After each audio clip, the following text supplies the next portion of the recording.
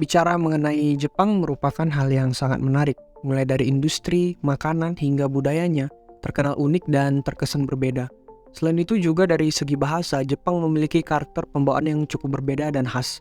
Hal ini mungkin dikarenakan oleh peradabannya yang sudah lama dan masih bertahan hingga saat ini.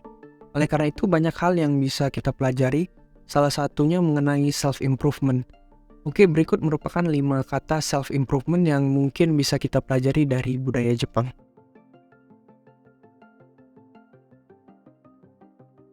Omoyari merupakan kemampuan dan kesediaan untuk merasakan apa yang orang lain rasakan, seolah merasakan sendiri kesenangan atau perasaan sakit yang dialami orang lain, serta kita membantu memenuhi harapannya.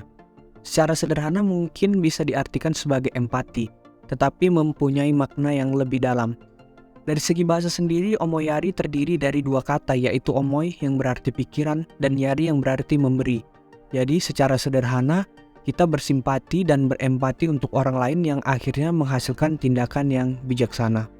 Omoyari tidak selalu mengenai melakukan sesuatu hal.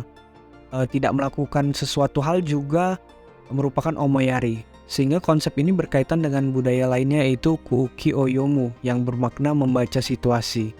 Beberapa contoh dari omoyari yaitu berbicara dengan sangat pelan di area publik untuk menghormati hak orang lain, kemudian membersihkan fasilitas umum setelah selesai menggunakannya.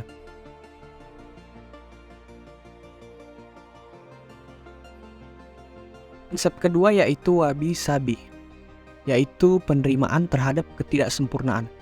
Wabi-sabi dikenal pertama kali dalam dinasti Tiongkok pada tahun 960 hingga 1279 Masehi dan merupakan konsep dari Buddhisme Zen. Wabi-sabi mengajarkan tentang penerimaan mengenai kefanaan dunia dengan mensyukuri ketidaksempurnaan hidup. Wabi sendiri berarti mengapresiasi suatu keindahan atau kesederhanaan. Sementara itu, sabi merupakan penggambaran waktu yang mempengaruhi kerusakan. Sebagai contoh, barang-barang tua yang dipandang berharga karena sudah tidak sempurna dan dianggap indah karena penuaannya. Secara sangat sederhana dapat diartikan sebagai filosofi yang memandang keindahan dalam ketidaksempurnaan. Hal-hal yang dapat kamu lakukan untuk menerapkan wabi-sabi dalam kehidupan sehari-hari yaitu menerapkan rasa cukup atau less is more, menerima ketidaksempurnaan, mengakui kekurangan, menghargai apa yang telah dimiliki, dan mengembangkan apa yang telah dianugerahkan kepada kita. Selanjutnya adalah motainai, secara harfiah memiliki arti sia-sia. Merupakan salah satu pesan dari Jepang kepada dunia untuk mengungkapkan rasa penyesalan atas perilaku boros atau sia-sia. Budaya ini memang sangat penting di era modern ini karena kemajuan teknologi yang signifikan meningkatkan budaya konsumerisme kita. Jepang sebagai negara kepulauan kecil memang nggak punya sumber daya alam yang signifikan, sehingga mereka sangat bergantung pada SDM yang mampu memanfaatkan alam sebaik dan seefisien mungkin.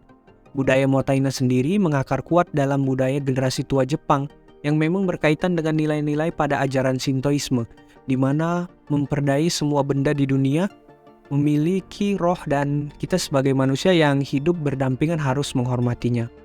Beberapa tips yang bisa kita lakukan yaitu tidak membuang-buang makanan. Selanjutnya, tidak belanja yang nggak diperlukan. Selanjutnya, merawat barang yang dimiliki sebaik mungkin. Dan berikutnya adalah membeli atau memanfaatkan barang bekas.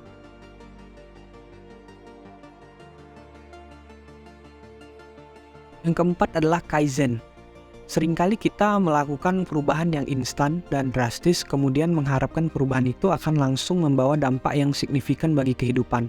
Tapi pada kenyataannya tidak semua perubahan berjalan baik dan menghasilkan sesuatu yang signifikan. Budaya Jepang yang satu ini memperkenalkan sebuah filosofi yang berfokus pada tindakan perbaikan menuju ke arah yang lebih baik secara sedikit demi sedikit. Kaizen sendiri berarti perbaikan yang berkesinambungan atau continuous improvement. Filosofinya berawal dari pikiran bahwa tidak ada yang sempurna sehingga menghasilkan pemikiran selalu ada ruang dalam perbaikan. Seringkali budaya Kaizen diterapkan pada proses bisnis di perusahaan, tetapi kenyataannya kita juga dapat menerapkan pada kehidupan kita sehari-hari. Menurut Robert Maurer, Strategi untuk menerapkan Kaizen dalam pengembangan diri terletak pada 6 poin. Yang pertama adalah mengajukan pertanyaan kecil untuk mengatasi rasa takut dan memicu inspirasi. Yang kedua, menggunakan pemikiran yang kecil-kecil.